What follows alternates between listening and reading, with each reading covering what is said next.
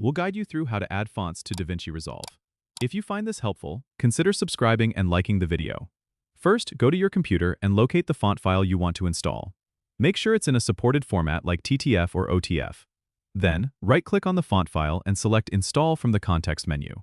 This will automatically add the font to your system's font library.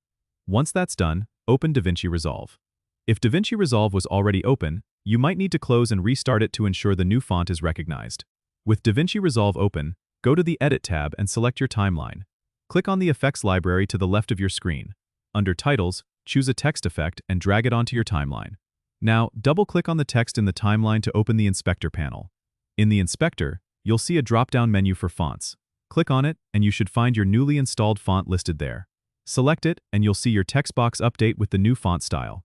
You can then customize the font size, color, and other attributes as you wish. Remember, if you're working on a project that will be shared with others, make sure they have the same font installed on their systems to avoid any issues with viewing the text.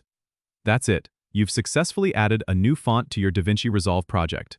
Don't forget to subscribe and comment if this helped you out.